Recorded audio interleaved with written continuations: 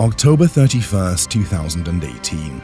Detective Constable Joe Ryan stepped into the courtyard of a red brick manor house in Hampstead, London. With a search warrant in hand, he saw former Chinese takeaway worker Jian Wen sitting inside a brand new black Mercedes-Benz. He walked up to the car and tapped on the window and informed Wen that they needed to search the house. But Wen wasn't ready to give in, so the officers surrounded the car, removing all thoughts of escape. "It would be much easier if we had your keys to open the door, otherwise we'll have to break in," Ryan said. Realizing she had no way out, Wen finally unlocked the car door and allowed the officers into the £5 million mansion. Inside the house, police found Wen's Chinese housemate, Yadi Zhang, £69,000 in cash, several laptops, a pink USB stick hidden inside a metal tin, 2 €500 bills, and a handwritten note with a list of passwords tucked behind an iPhone case. But the real shock would come when authorities discovered 61,000 Bitcoin worth over £3 billion in today's value. However, it wasn't until 3 years later, in 2021, that the police pieced together the haul's whole picture. But by then, the real mastermind, Wen's housemate Yadi Zhang, had disappeared, being a fugitive wanted for engineering a massive investment fraud in China. How did these two women end up with one of the largest Bitcoin stashes ever seized by law enforcement? And more importantly, what happened to Wen and Zhang?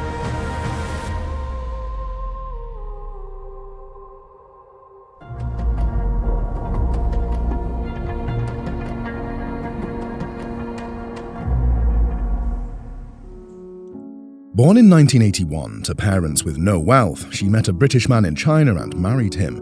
She was 7 months pregnant in 2007 when they moved to the UK and settled in Halifax, West Yorkshire. But life wasn't easy for Wen due to her controlling and abusive husband. She got a divorce in 2010 and moved to Leeds. She obtained a diploma in law and a degree in economics for business. However, to make ends meet, she resorted to working menial jobs. Her declared income was a mere £12,800, which is nothing compared to what she spends daily some years later. Fast forward to 2017 when she moved to London to find better opportunities, but really didn't add up to much. A single mother in her mid-30s working as a Chinese takeaway worker, all until one night. One evening, after finishing her shift, she scrolled through WeChat when an ad caught her eye, seeking a Mandarin-speaking assistant in London. She called the number and was told to go to the Royal Garden Hotel, a 5-star luxury hotel on Kensington High Street, London. There she met Yadi Zhang, or as the Chinese law enforcement knew her, Qimin Qian. She was wearing a traditional Thai dress. She looked very young. Her skin was brilliant, says Wen, recalling that encounter. Zhang told Wen she had just arrived in the UK and needed an assistant, a translator, and a carer. She owned a jewelry business and had come to set up shop in the UK. She offered to pay Wen £4,000 a month in cash. This was a pretty good deal for Wen, especially when she had no references. Zhang told her that she needed new clothes, a bank account, and a permanent place to live. Now that doesn't sound like a difficult job, right? Only if that's all she had to do. When she started working for Zhang, she arranged a fake gas bill for Zhang to use as a proof of address on a bank application. She negotiated with a famous real estate agent, Chesterton's, for a tenancy at a Hampstead mansion at the rate of £17,300 a month. But Wen wasn't complaining. Many people wouldn't if they also became a joint tenant of such a mansion. What's more, Wen got £40,000 in her bank, which she claimed came from a boyfriend for home improvements. From working in a takeaway to living in a mansion, dealing with hefty sums of money and taking trips to Thailand. She also took a delivery of £200,000 in cash at the Hampstead house. But despite all the perks, she was uneasy about the shady dealings her employer delegated to her. Which brings us to Yadi Zhang's story.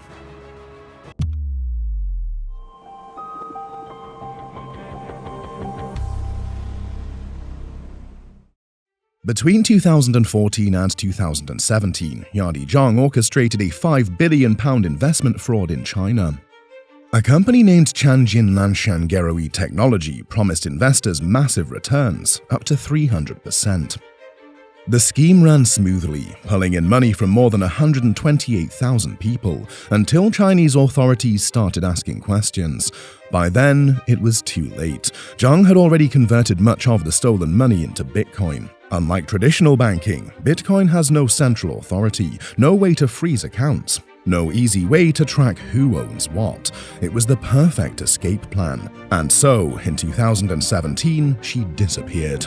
Authorities launched a massive investigation in China, arresting 50 people linked to the scam. Some were convicted, but Zhang wasn't among them. She had managed to slip through the cracks, carrying billions on a Lenovo laptop. Upon arrival in London, she had a new name and a St. Kitts and Nevis passport with a birth year of 1990, although she was born in 1978. She had everything to get by in a new country, all but a front person who would deal on her behalf. That's where Jian Wen came in. Despite getting uncomfortable with her employer's pursuits, she didn't think to question her. At least that's what she told the court in her trial. Zhang had told Wen that her wealth came from Bitcoin mining, along with jewelry, and was clean money. The next task Zhang gave Wen was a little more complicated than the previous ones. Wen was tasked to buy property. She found a £23.5 million mansion with 8 bedrooms and an indoor swimming pool on Lyndhurst Road in Hampstead. Wen was supposed to buy it in her name, then transfer it to Zhang later.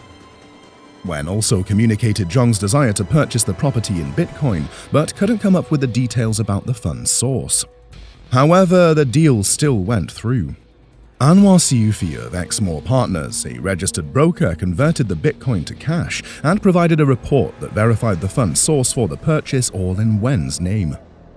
Exmore Partners converted £850,000 worth of Bitcoin and sent it to the law firm as a house deposit. That was in 2018, which Zhang spent traveling across continental Europe. Wen accompanied her on these journeys, which were done via car to minimize border checks. Interestingly, these travels are documented in photos of both women. The photos were always snapped separately, so both couldn't be seen together. Nevertheless, amid their frequent travel visits and Bitcoin conversations, they didn't see a series of setbacks coming their way.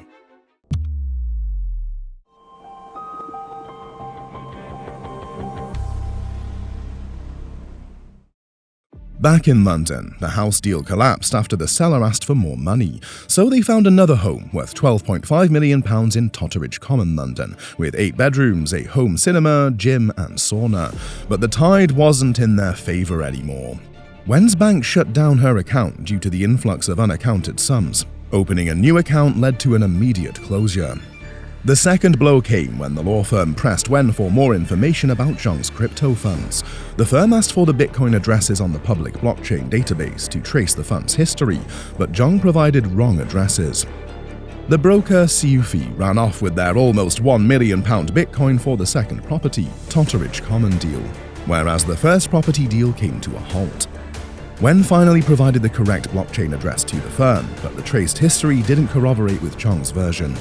A mined Bitcoin comes from a few sources, but Zhang's Bitcoin had hundreds of sources, including crypto exchanges, which is a big red flag for money laundering. Next came a stoppage by Dublin immigration due to Zhang's visa issues. Irish officials sent Zhang back to Vienna, where she had come from. Wen returned to London shortly, joined by her son, who went to a British private school paid for by Zhang. Around that time, Wen did something that proved to be incriminating evidence. She snapped notebook pages containing password details for Bitcoin wallets and saved the photos on a pink USB. The same USB that was confiscated by Detective Ryan a few days later.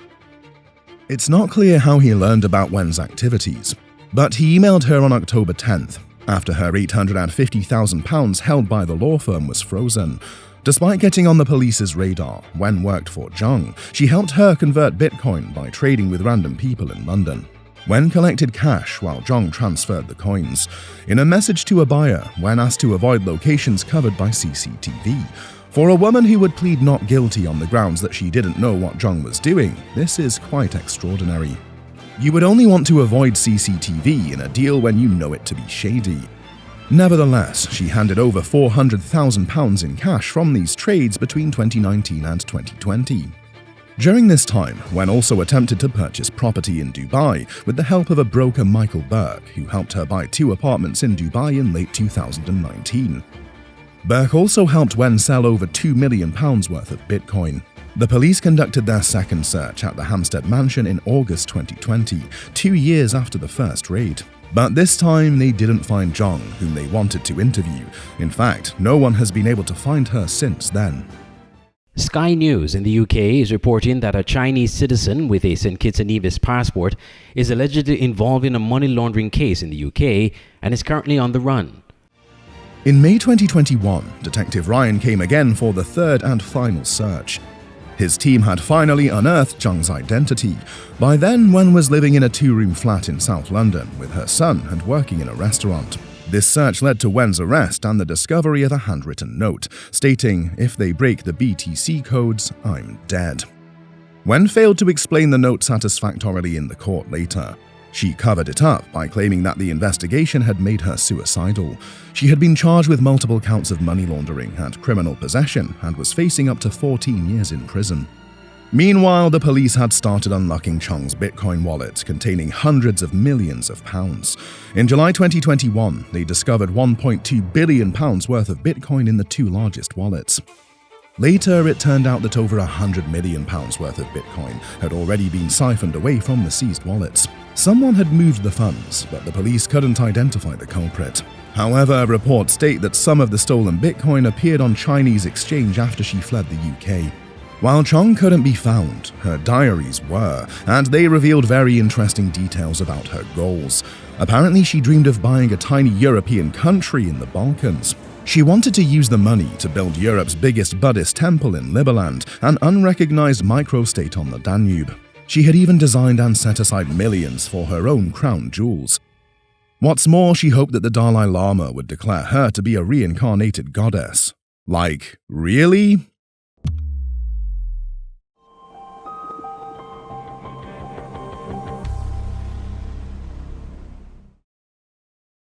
While Detective Ryan and his team ruined Zhang or Qian's long-term plans, Jian had to face justice and pay for her crimes. She pleaded not guilty, trying to believe she wasn't a criminal but a victim. The British Crown Prosecution Service, CPS, saw things differently. They perceived Wen as Zhang's trusted lieutenant, someone who had willingly helped her launder billions of pounds in dirty money. They pointed to the fake documents, the secretive transactions, the desperate attempts to explain away Zhang's wealth. And most damning of all, how she had continued working with Zhang even after the first police raid. Wen's defense? She was tricked. She admitted to making transactions, opening bank accounts, and traveling with Zhang, but she said she had no reason to suspect anything illegal. Nevertheless, her lawyer turned the focus back on Zhang, calling her a master manipulator. He called Wen the police's consolation prize, since the real culprit had disappeared. The jury ruled not guilty for 10 out of 12 charges. The Crown Prosecution Service decided to move forward with a retrial. The 2 charges that the jury could not reach a verdict on remained. This time, a third charge was added, linked to another Bitcoin wallet. Altogether, the total amount Wen was accused of laundering reached £1 million. In March 2023, the jury delivered its verdict, finding Wen guilty on 1 count of money laundering. She was given 6 years and 8 months in prison. But Zhang was still missing, and so was a significant portion of the Bitcoin. Interpol issued a red notice for Zhang, an international alert requesting her arrest. With Zhang still missing and Wen behind bars, one major question remains: what happens to the Bitcoin? The UK government currently holds over £2 billion worth of Bitcoin seized from Zhang's wallets, but despite its connection to a massive fraud case in China, the Chinese government has not formally requested its return. The British Crown Prosecution Service, CPS, is handling civil recovery proceedings, meaning the UK has the legal right to seize and redistribute the funds. However, given the international nature of this case, diplomatic negotiations could still change the outcome. Meanwhile, the 128,000 victims of Zhang's fraud scheme in China are unlikely to see any compensation. The legal process in China recovered some stolen funds, but with billions still missing, justice for the victims remains uncertain. For now, the case is closed, but the search for Zhang and the missing Bitcoin continues.